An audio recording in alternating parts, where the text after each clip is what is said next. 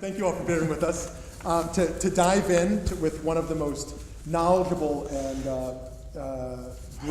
has the broadest perspective in the Jewish community as he travels the world and around to very many communities. Actually, the first time we met, Jerry, was at a White House Hanukkah party. Right. And actually, what's actually interesting about a White House Hanukkah party is you have a lot of interesting people in the room, and no one talks to each other because they all love the White House sushi table.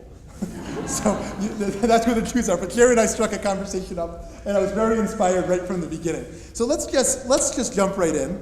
I have a bunch of different questions from you, and then we'd love to hear from the crowd as well. So let's start off. You travel to Jewish communities around the world, and it'd be great to hear what some of the most interesting models you see that provide hope for a more dynamic future, a more hopeful Jewish future. What do you believe? And secondarily, what do you believe is our core responsibility to the global Jewish community? So, first of all, it's great to be here. As I said before at the reception, it's just wonderful to be in Phoenix. It's incredible to see this great crowd. And Rav Shmuly, I say again, welcome to the community. And what an amazing energy you have. I mean, it's electric. And, that's really, really something that's so critical to any community, is to have inspiring leaders, especially, at someone, what are you, 16? So as I heard before. So, I so believe in the concept and of this phrase from the Torah, which is Kol Yisrael Arevim Zeh B'Zeh, that we have a responsibility to all Jews everywhere. It is just so critical. And I also believe what Isaiah says is that we have also a responsibility to be a light unto nations. And I take that as the beginning from a point of our values, and have had the opportunity to visit 122 communities in North America, and just this summer spent time in both Kiev and Minsk, and in Belarus. And I have to tell you that it's pretty amazing. And when you look at varying models of community and community coming together, and I loved some of the comments that were shared during the learning, which was the comments of community coming together and bypassing the polarization and the really small number of issues that keep us apart versus what we have in common. And you see over time how everyone in this room has made history. Everyone in this room has changed the Jewish trajectory of life. Going from 1952, I recently saw a YouTube, and I really encourage you to go on YouTube and look for the UJA video from 1952. That was, the spokesperson on the video was Charlton Heston, and where he made the UJA pitch, where he basically talked about the Jewish community in North America was responsible for 50% of the revenue of Israel. 50%, that's 5-0. So you think about the fact that collectively, you as a community built the state of Israel. You think of the fact that you brought a couple of million people out of Russia and really had an opportunity to change the world trajectory around bringing down the wall in East Berlin. You look at bringing the Ethiopians. You look at helping Israel in wartime and in crisis. And we've really changed the world. And that concept of communities that have a central value system, the sense, and really believe in the model that we do have a responsibility to care for one another, that we do have a responsibility, which I'll call chesed, a responsibility for chinuch, creating vibrant, educated Jewish communities that come together to learn and are really inclusive and warm and welcoming to all, and a community of Klal Yisrael. That's the model. There's no secret to it. Those communities that come together and say, okay, this is our core value system that we believe in, you see those communities rising and really coming together and growing and evolving. When it comes to the global Jewish community and things that are going on that are really miracles, I mean, truly, truly miracles, and amazing. And I'll give you a couple of quick examples. I was in Budapest recently, about a year ago, and I saw two things that blew me away. One is I went out to Sarvash, a wonderful Jewish camp run by the JDC. And so, of course, I went to the camp director and I said, I want to see a tour of the property, I want to see the infrastructure, I want to see the cabins, I want to see, the operational piece. And as I'm walking with the camp director, I said, and what's your biggest challenge? What is the biggest issue you face in the summer? And he looked at me and he said, it's the first day of camp, because their sessions are 10, 12 days. It's the first day of camp. And I said, what do you mean? He says, well, what happens is kids get off the bus, and I have 2 or 3 kids every session, every year that I've been here for 8 years, who come off the camp and whisper in my ear, I think I'm in the wrong place because I heard on the bus this is a Jewish camp and I'm not Jewish. And he takes them in their office, he puts them in his office and calls the parents, where over the phone the parents tell them they're Jewish.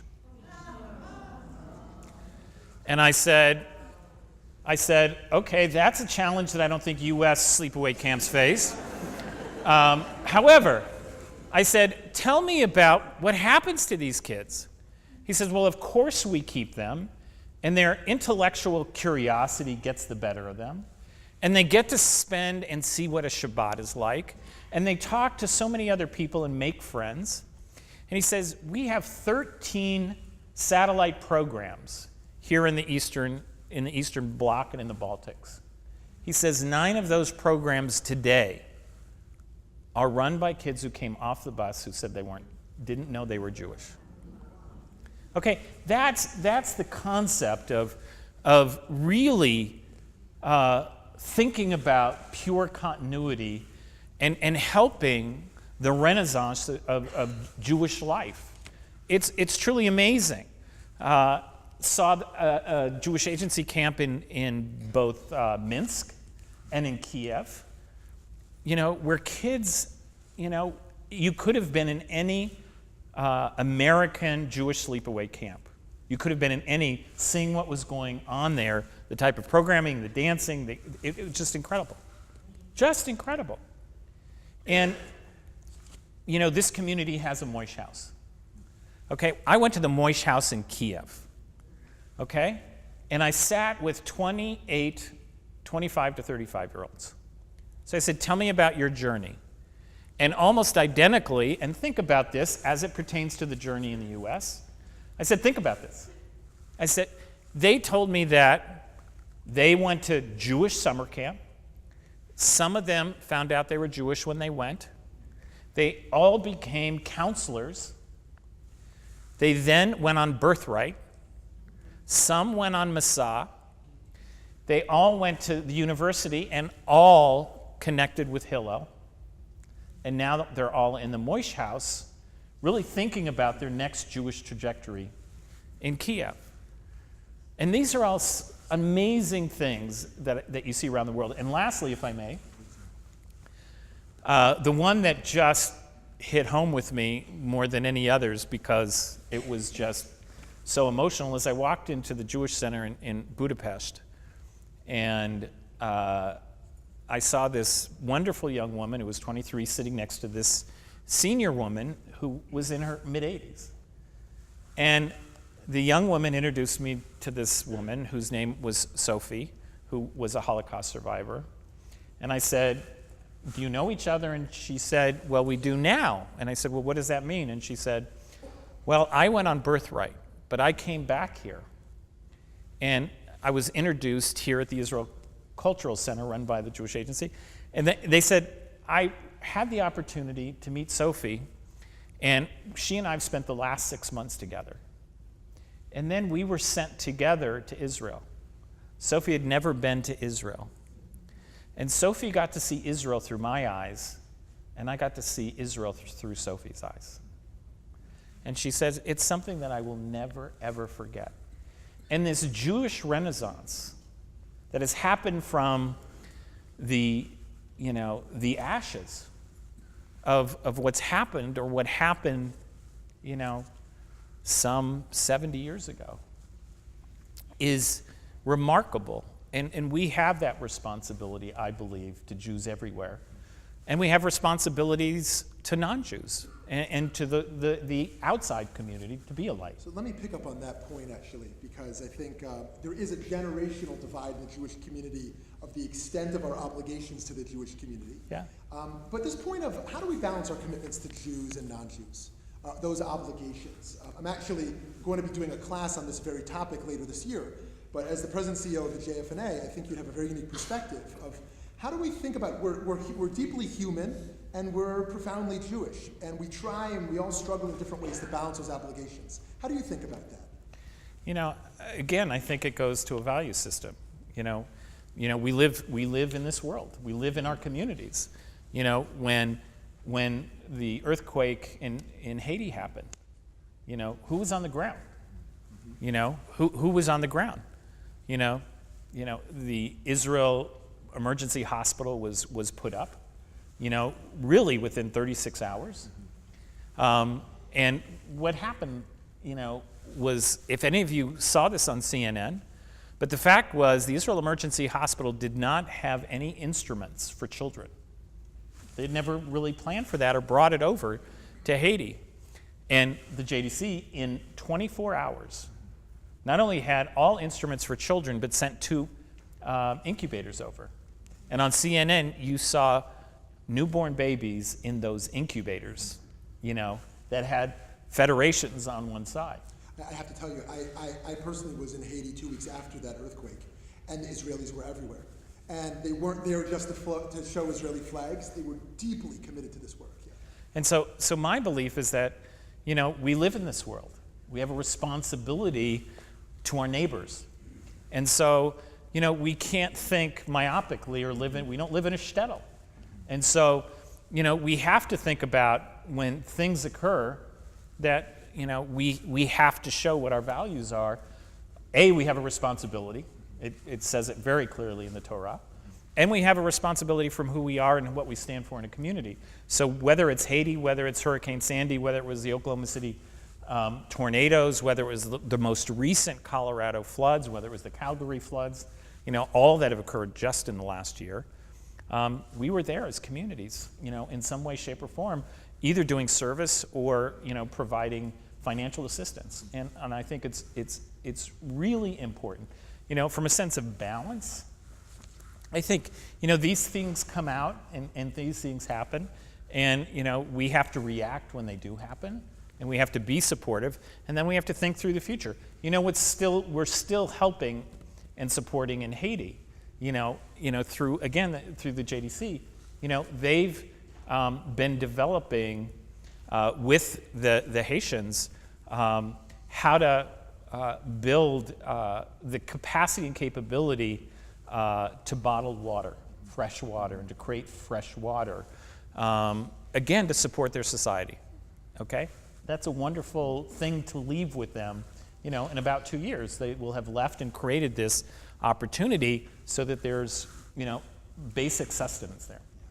Shifting gears a little bit, what's the state of Israeli diaspora relations today? It feels like the tensions and the divides continue to increase in some ways, whether it's women of the wall, whether it's perspective on the Palestinian issue or Iran, whatever the case is, it seems like there's a growing divide. How do you see it? So I see it on many fronts, and it's troubling to me, to be very candid. There's varying pieces of the puzzle. When rockets were firing from Gaza, there's no question, as a Jewish community, we will immediately, as a Jewish community, totally, doesn't matter what organization, doesn't matter what need, there's a collaboration across the Jewish community that, if Israel is in stress and in danger, or people are in danger in Israel, we come together like this in crisis. So that's one relationship, is this concept of, in crisis, we have this relationship, we have this connection. But when we're not in crisis, there are issues, over time since 1948 in civil society in Israel that are challenging, that create questions across the Jewish community. Israel is the Jewish state for the Jewish people. Is it the Jewish state for all Jewish people? For all streams of Judaism, for all Jewish people who practice in any way, shape, or form? Thank you. Want us to hold this up. For any way we practice. And there are challenges. We've seen it on issues where conversion bills come into the Knesset that divide us. We see it in, certain aspects of Haredi communities. We've read it around issues on busing and issues where you have certain fanatics, and they're a small percentage of the Haredi community, but who act out miserably.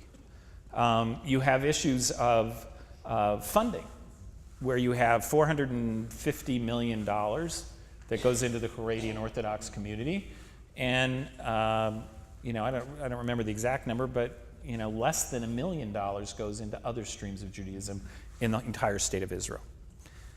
So you have these inequities, and you have these issues. The Kotel was one of the latest issues, where you have a group of women that have been trying to pray at the wall in a very respectful manner for 25 years.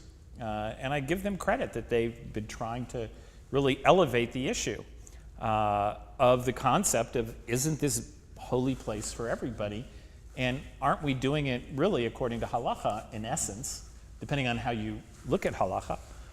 And, created a stir which, finally rose to the level of the prime minister, where he said, my friend Natan Sharansky, head of the Jewish Agency, is going to come up with a plan, to figure this out. And we, as a Jewish community, have been, from federations to various streams, have been really in conversation about this plan, because we believe that the Kotel has to be a place for all Jews. There has to be a solution where the Kotel truly is a wonderful place of inspiration. So the relationship is varied and divided in different places and different issues, and I'm not even getting into the politics side of it, which creates some polarization.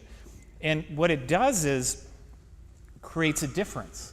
Is Tel Aviv in the same country as Jerusalem? I mean, I say that honestly. Is it in the same country?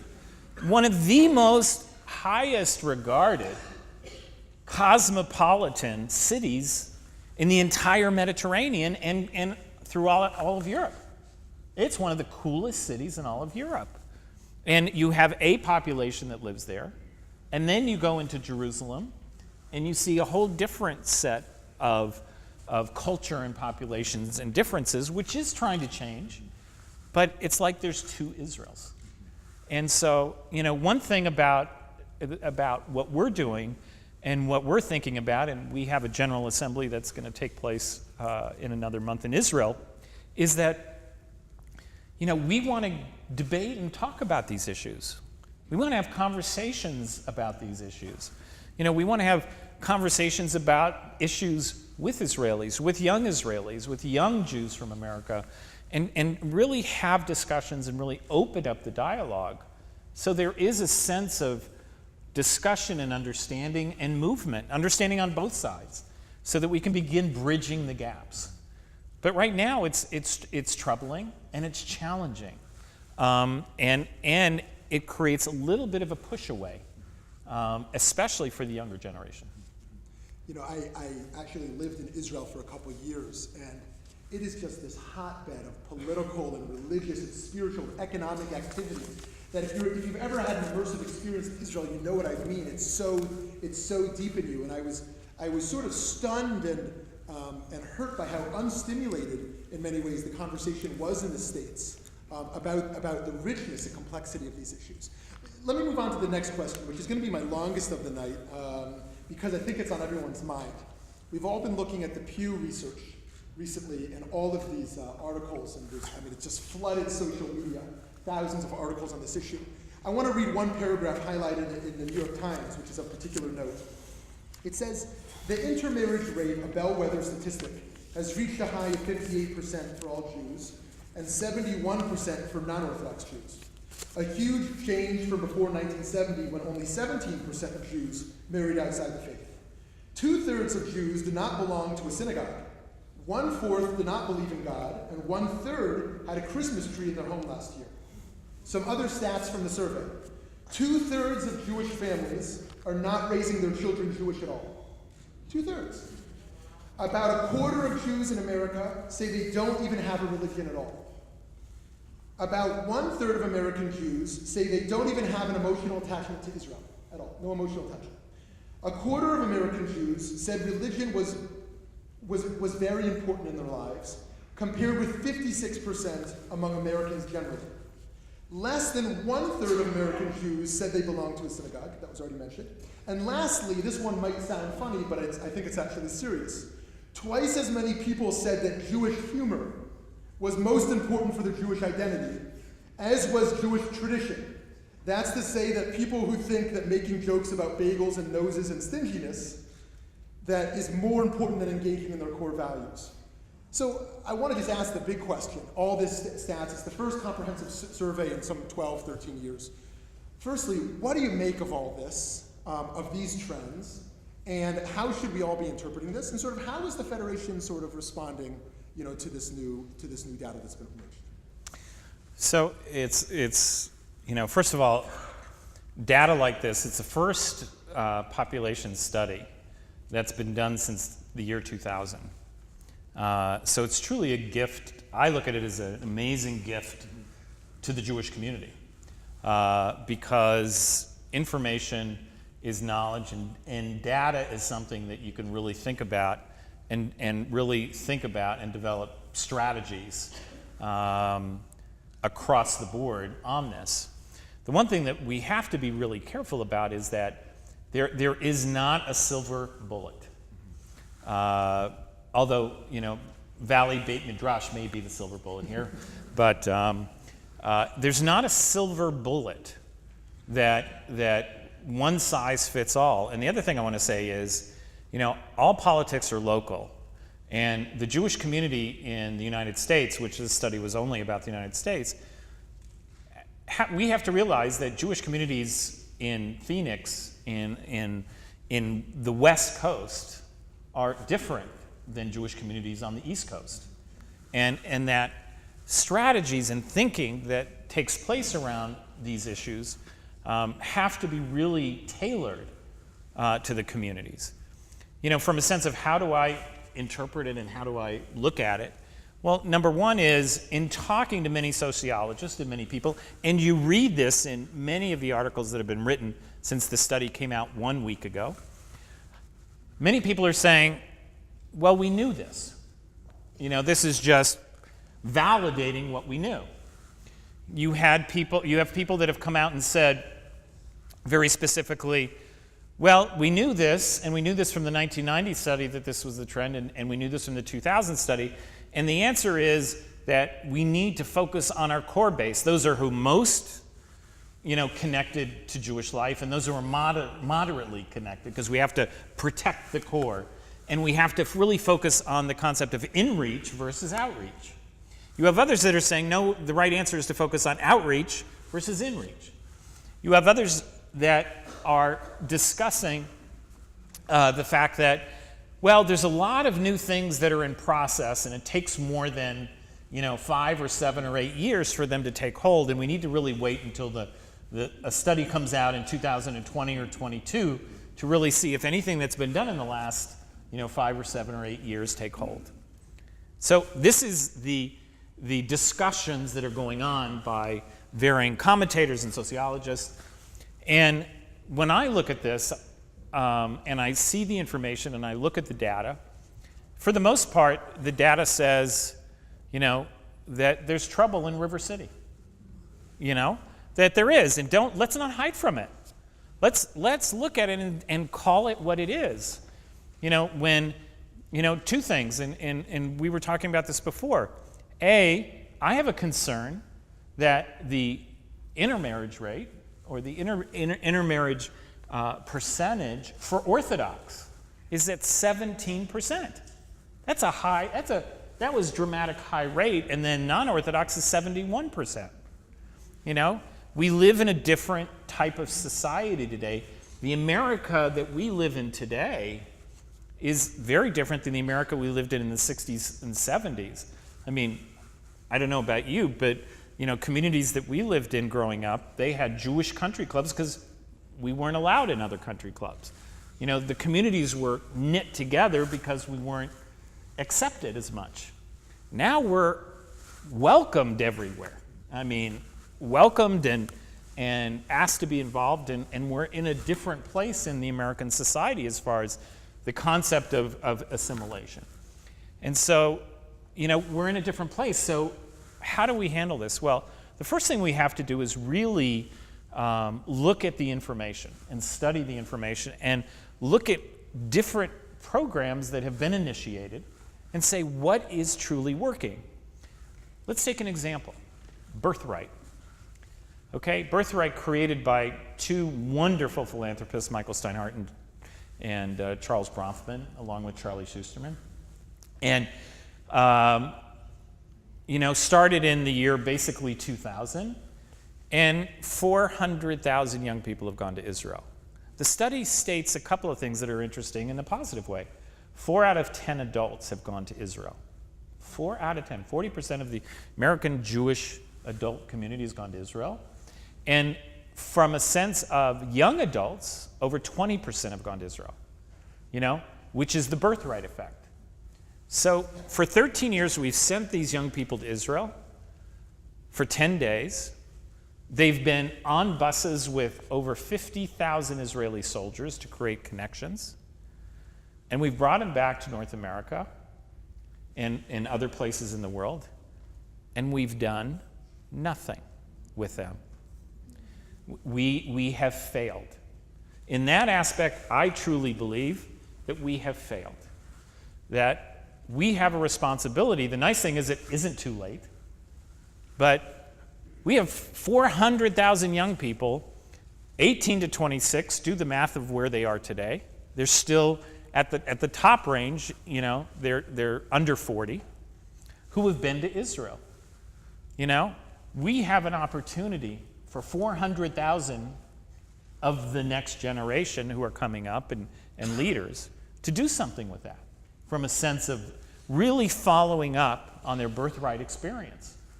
And so I look at that as an opportunity, both from a sense of realizing from this study that there's trouble in River City, but there's also, when we look at the programs that we think are the best, and birthright is great, but then what did we do? We let it go. We need to look at the information from this study about our streams of Judaism. We need to look at it from a sense of institutional involvement, and what needs to change and what needs to shift. We also have 200,000 children who go through congregational schools every year. Okay, Hebrew schools, Sunday schools. And there may be some bright spots out there. And again, not to be combative or not to be in any way, there may be some wonderful models that could be here in the valley, but they're isolated. And it's been known for a long time in the community that Hebrew school and Sunday school is a turnoff. It's not working. And what are we going to do about saying, okay, why continue the same model? Why continue the same thing? So we have to ask through this study the tough questions and look in the mirror. And the other thing we need to do, and we need to do so clearly, is listen. If we're going to focus on various constituencies and consumer segments around the Jewish population study, then we've got to be good listeners. We need to listen to those who are opting out. It's not about outreach programs. we've got to listen to those who are opting out and why they're opting out. We've got to listen to those who are opting in and why they're either staying in or beginning to move down a different path. We've got to be great listeners. And it's going to take a little bit of time to unpack. But it's a gift that we have now to use. And it's shame on us in the next 3 to 6 months if we haven't really begun to unpack this. The other thing that I will share is that if you look over the last 15 years and 20 years, how the Jewish organizational world has evolved, where you have some fabulous, innovative new organizations that have begun and started up. You have philanthropic foundations that have assets in the billions that have started and are doing their own programs. You have federations that continue to really focus on the strategic relevance and how to build vibrant communities. You have religious streams and congregations and JCCs and various other institutions that are doing their things. It's time to say, as a population that represents, basically 1.8 or 2% of, the population of America, we're a small family. We can't afford to lose. And if we're really going to make this happen, it's going to take everyone collaborating and working together. It's going to take everyone coming to a table and saying, the problem is bigger than all of us. Let's sit down and really have conversation and really put our thinking, our knowledge, and our resources together to evolve change. The one thing that we can't change at this point, and I'm not sure how to change it, is when you look at the demographics of the population replenishment numbers. You have when you look at the population in the non-Orthodox sector, we're not replenishing ourselves as a people in America. On average, it takes, according to the sociologists, 2.1 children to just maintain the current population. And in various cuts at these numbers, we're averaging about 1.4 to 1.8 in the non-Orthodox families. And in the Orthodox families, you're averaging about 4. And in the modern Orthodox families, you're actually only averaging about 2.8. So, how we replenish ourselves as a people is a real dilemma. Fascinating points, Jerry. One of the things, pick up on your point of collaboration, that jumped out from the study for me was that, in general, American Jews are not jumping between denominations. This was a really interesting finding, actually, that in general, Reform Jews are not becoming conservative Jews not Orthodox not Reform. In general, if one leaves their denomination, they're leaving the Jewish community. And that was really interesting. We all know stories where people have switched this and that. But in general, they found it was insignificant, which basically tells us the denominational war is over, right? We don't need to be afraid anymore of the other denomination. The sense that they're not actually converting someone to their camp of this or that we actually need to collaborate and break down those walls of fear that if we interact with that other group, they're going to make us like them in some way or another. That was a fascinating point to me, and I think is key to us thinking about collaboration moving forward. So on this point, it was raised tonight, and I hear it about every day in my job, about how do we keep our grandkids Jewish, right? How do we make sure our grandkids are going to be Jewish? What do we need to do to make sure that there will be continuity and survival? And as we see more young Jews who less engaged with Israel, with Jewish learning, with everything about the community, I wonder, what is the Federation doing to engage, I guess, my generation, the 30s and 40s, in more meaningful ways? And what's working? I mean, birthright with the 18 to 26. But the 30s and 40s, what's working to capture the hearts and minds of these young Jews? So I think, and again, I'm going to say something that may be heresy in the Federation world. That's one of the blessings is I can beg for forgiveness versus asking for permission for what I say, because I been only here 5 years and came out of a different sector. But the first thing we have to do culturally across the country, and we're starting to do it, and we're starting to see it with some various models in some cities where the concept of engagement is really beginning to the seeds are being planted, and there's early harvests. But what we have to stop doing is thinking in terms of gifts and donors for this consumer segment. This consumer segment wants meaning and purpose. They're proud to be Jewish. They do have a connection to Israel. But they want to be, we need to meet them where they are. We need to show them the beauty of engaging in Jewish life. We need to engage them in Jewish life in our communities and show them the varying portals of entry that they can come into. And to see the beauty, whether it's, varying communal programs or institutions, doesn't matter. If I hear someone's, going to Moish House, or, somebody's going to this program, or somebody's doing this at a JCC, or beginning to evolve this, or there's a new organization that's creating this type of engagement and they're doing Jewish, I'm thrilled. I look at this from a market share. If we increase the market share and really meet this constituency where they are and really listen to them and really ensure that we have the multitudes of entry points that they would like today in our communities, then we win. And frankly, the funding for the community will come. But first is to engage them in Jewish life and to connect them. And we're seeing that happen. One thing that federations, as we evolved, and again, this was one thing we begged for forgiveness about, was in working with our young leadership group.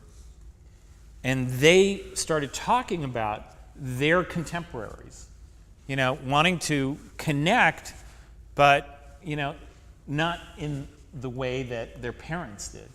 They want to connect to Jewish life in some way. So they devised a concept of, let's create a gathering, and let's try to reach out and connect those that aren't necessarily engaged. And they did a focus group, and they said, if we did this, where would you want to go? And what did they say? Vegas. And so, again, I'm a marketer, and I believe you listen to the customer. We created a pilot in Vegas called Tribe Fest. And how many came the first year? 1,300 came the first year to Tribe Fest. And we invited about 50 organizations who work in communities to come to Tribe Fest so they could share and people could see the work. Now, people said, oh, you're going to Vegas with these young people, they're going to party all night, no one's going to go to sessions, no one's going to come. But every session was standing room only. Pretty cool. And, oh, by the way, on their badges, we used the barcodes, so when they walked into a room, we were able to scan what they were interested in and send that back to the community. So the community could then connect with them and say, hey, I heard you went to this session.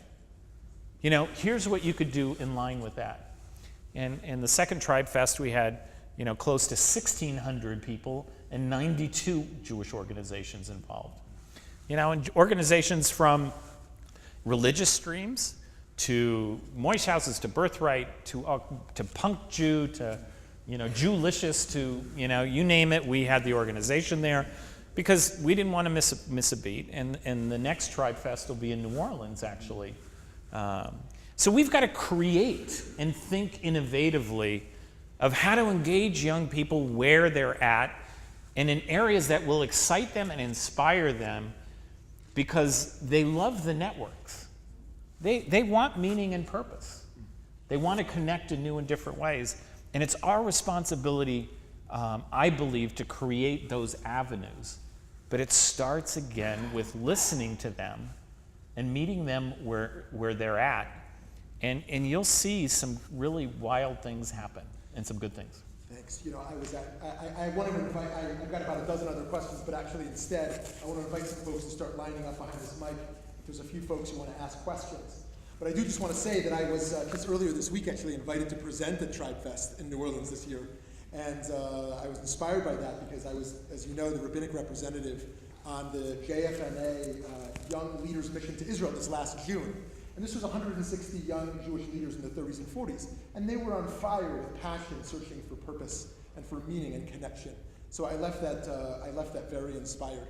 You know, I also just want to say that I think sometimes we live in the Jewish community in a type of fear Judaism, a fear that we're so afraid of survival, we're so afraid of surviving that we forget to think about thriving, right? I think that if we produce the most excellent product, if we're committed to absolute excellence in what we do, that people will come. People come to excellence. It's addicting. It's addicting, you know, to be a part of this kind of thing. And I think if we focus more on thriving and just improving the product, not just the marketing, right? I'm very confident of what can happen in the future. This move from surviving to thriving. Anyways, I see we have our first question here. Hi, is this on? Yes, it is. Okay. What do you see as the future for federations, JCA here, other fundraising organizations, where their purpose is fundraising, and the 30s and 40s are the future funders? You know, before people felt the obligation, and I agree with you, we are all responsible for each other. But because of the Holocaust and the founding of the State of Israel, that's their thinking, that we do need to support everybody. But now the younger people don't have that. They don't have that history. So what is the future of these fundraising organizations? So first of all, thank you for asking the first question, and I'm happy to. So help make sure I ask appropriately. So the question is, organizations like federations, like JCA, are fundraising organizations, and what's the future? Given the lack of engagement of the next generation of funder, you know, how are they going to survive in the future? Is that capturing it? So I'm going to twist this a little bit. And again, this may not be the right answer or the expected answer, but I don't view federations, having been to 122 of them, my first thing is I don't view them being fundraising organizations. I believe that if you look at the concept of federation, that the concept of federation is on a communal scale to be responsible as a safety net for caring for those that are most vulnerable, that are responsible to look at the vibrancy of the Jewish community, and also this concept of Klal Yisrael. That I look at the mission first, and I look at how that mission is going to be really executed and collaborated, and bringing the community together to bring it to life and bring those possibilities to life. And then it becomes about the resources. You know, the resources can't drive the mission. The mission has to drive the resources first. And what I have found in communities, that as we think about, and where communities are beginning to think about how to engage the next generation in Jewish life, and how to engage them in Jewish life in the community, and to think about the future of the community, and to really begin to educate them as to the past, present, and future, and have them feel empowered to be part of it right now, we're beginning to see some real positive energy. You know, we're seeing it in Boston, we're seeing it in Detroit, which is, you talk about an exodus community that's had Soros over the last 10 years. You know, they have a model right now that probably is, you know, one that is cutting edge in thinking about this whole idea of engagement. And so they're seeing success. They're beginning to see a renaissance within this engagement process. So we just have to think differently about it. And it's not about it being a fundraising organization, and we need to change that narrative of the past to really think about what's the impact of the organization and what it does, and if it's really relevant and it executes and does what it's supposed to do, the whole community together will rise, and you build it, the money will come. As Rav Shmuly said, and he and I talked about it this afternoon, again, coming from my background, the consumer always finds, 100% of the time, great product that makes a difference. And we need to think about what does that mean today and tomorrow, and how does that apply to the next generation. And where we've seen it happen, it's getting exciting. Thank you. Thanks, Randy Kaplan. Rich Goldman. I have to confess to being a little bit confused. It seems to me that one of the byproducts of having an enormous range of choice and freedom is that there is a great deal of confusion. There's an awful lot. There are many organizations, there are many causes, there are many belief systems, all of which have a great deal of merit and are all competing for support. And the net result is that there's a great deal of fragmentation and a great deal of competition for resources within the Jewish community. And it concerns me greatly because even though I agree with you, if you build it, they will come because it is good, and you're to support it, there is still a finite amount of resource out there. Are we doing ourselves any disservice by lacking a clear vision and having a very, very clearly articulated sense of priorities, or is that just curtailing our freedoms as a Jewish people? I mean, are we losing the benefit of a focused strategy, of a focused vision, by giving voice to so many different, I want to use a word other than priorities, but I mean, by having a lack of clear and well-defined priorities, are we losing our power and our focus? Again, thank you for the question. Great question. I would answer it in two ways.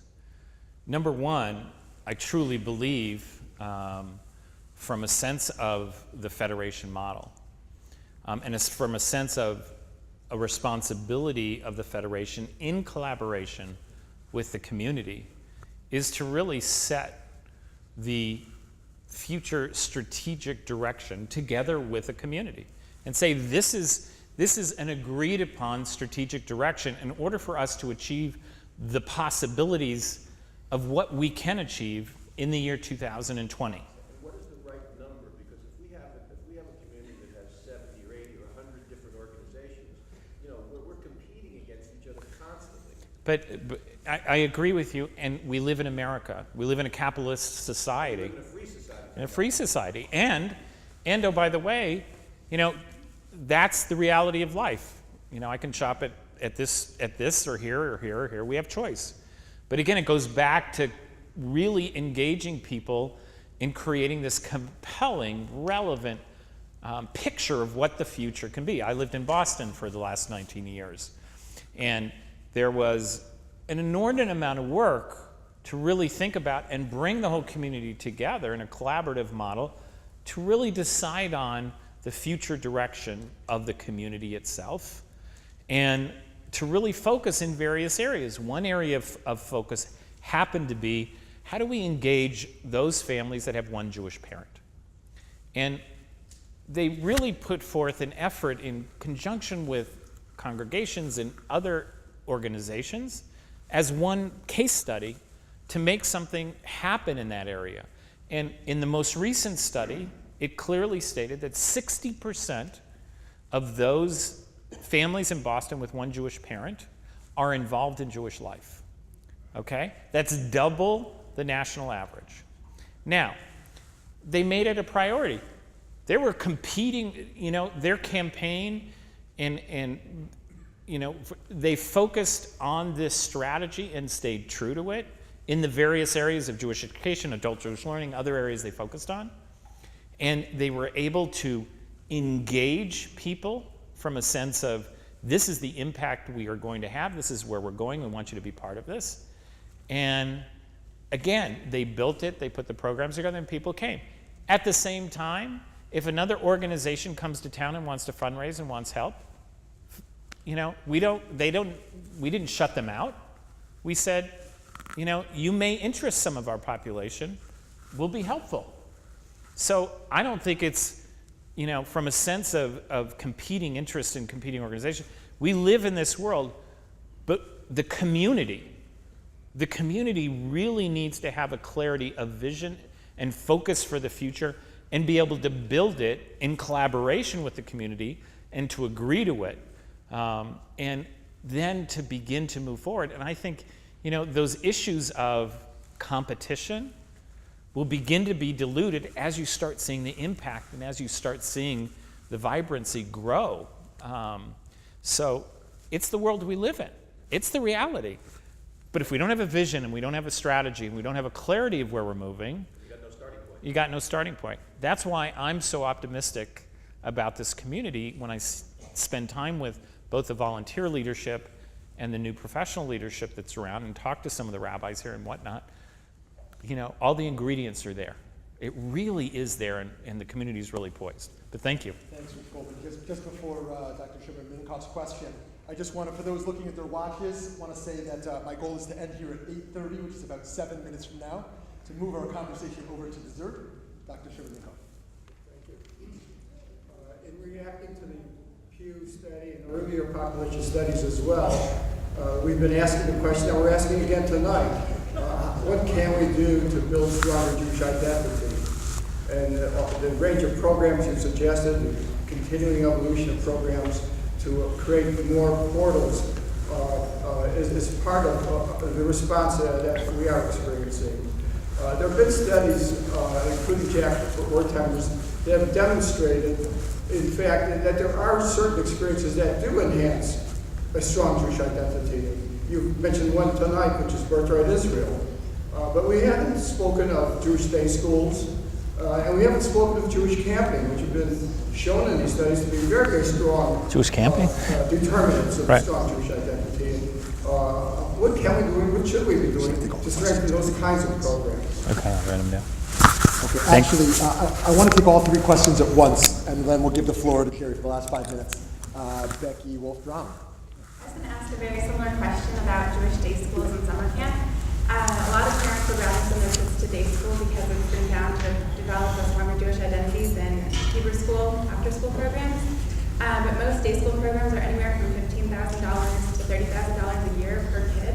A lot of families, if they have 3 or 4 children, that's just prohibitive. So how would you address that problem? I want to just make a plug before Becky walks away, and a thank you that she's pulled together 7 different, actually 8 including BBM, 8 different Jewish young professional groups to come together this Saturday night, kindly to welcome me to the community. 8 different Jewish young professional groups, so thank you for that. And if you have someone to invite, please do. Yes, and Lenny Reese.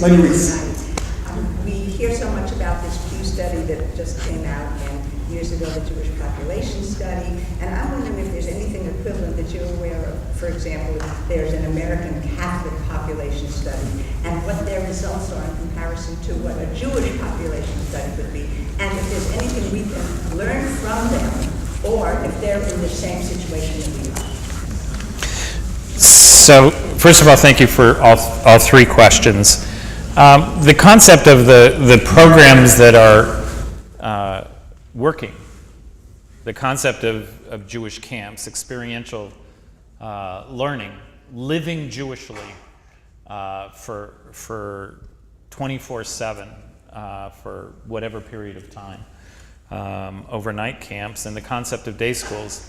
I'm going to share a little bit of story and then answer the question. My son, who attended day school and attended summer camp, was invited by our synagogue to speak about his summer experience.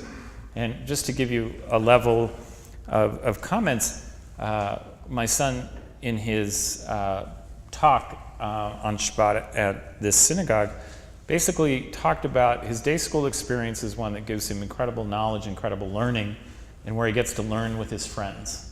And it gives him this amazing background. And he takes that to camp where he gets to live it. And he gets to live it in a place that is safe, and they can experiment. And he says, and it was him who wrote this, he says, I'm able to take my Judaism from my head to my heart. So I look at these two experiences, and I'm gonna talk about one other one, specifically when we talk about the Pew study, because it's one that I'm really interested in studying. I believe the family has a lot to do with this, with the answers to these questions. I truly believe the commitment of the family is a big part of this answer. Not just a school, a day school, not just a camp, but what happens every day and Shabbat in the family. You know, there was a time where, you know, synagogue was a place to drop your children off. Okay? And there's a lot of competing things. But let's say we created a concept starting right at the beginning where every Jewish child had the opportunity to go to a Jewish nursery. Supplementing that with the time the children are born, receiving PJ library books, and then bringing the PJ families together and creating all kinds of varying cohorts at the beginning, which can then be, as the journey goes on, go into a day school environment, and I'll talk about the challenges of that, you know, and or a camp environment, where every Jewish kid has the opportunity to go to Jewish camp. So, you know, we need to think holistically about this, not just program to program. And we need to think about how are we educating young families today about the importance of the family, whatever the family makeup is, how important it is to make it part of the family's culture. Because I think we need to do a better job than our last generation, or my generation, has done within that scope, and there's a responsibility there. So, you know, I throw that out to you. The concept of Jewish camp, and I ran the Foundation for Jewish Camp, and our whole focus was to get as many kids to overnight nonprofit Jewish camp that is a Jewish mission as possible. Didn't matter if it was community, JCC, Reformed, Conservative, Orthodox, Reconstructionist, you know, across the board, Young Judea, Habonim, didn't matter.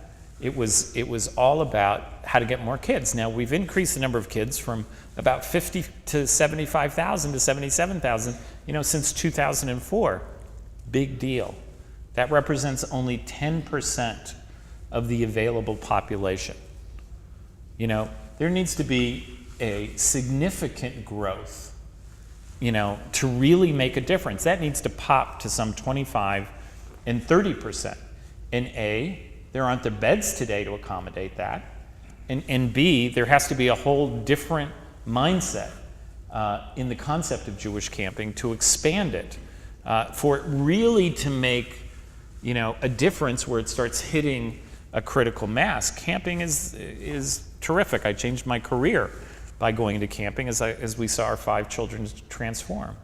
The concept of day school, and we educated all 5 of our children from K through 12 in a day school environment, and it's fantastic. It's intensive. It's unbelievable space and place. And yes, the cost and the accessibility of that for Jewish families is exorbitant today. I mean, it is exorbitant, and when you're talking about multiple kids, as the question was asked, it's almost impossible for many families. And I will tell you, here's the answer. Again, not necessarily popular. Politically, it may not be popular. But 2 states, both Pennsylvania and Georgia, there's been tremendous work by the Jewish community in those states to start getting very creative with grants that help subsidize day school. You know, this is the education system. You know, we need to think creatively and out of the box. Day school is a $2 billion enterprise. Jewish day school is a $2 billion enterprise. Okay? it is a very expensive proposition, and we need to think creatively about how we can make certain that there is accessibility for those who do want it. And it's something that is being looked at by all the movements now, and really looking at it together in all the day school circles. But you know, that kind of cost is really significant. But there is good work being done on it, and it's just something that the community is going to have to push, and that we're going to have to push, you know, out of the box of what our normal thinking is, if we're really going to grow that. Lastly, the answer is yes. The study does look at other faith-based groups, and we are not alone. We're actually in the same boat as all the other faiths are, as we look at, you know, how we're evolving and how we're moving forward. Thank you, Jerry. I guess, please, let's give him a round of applause.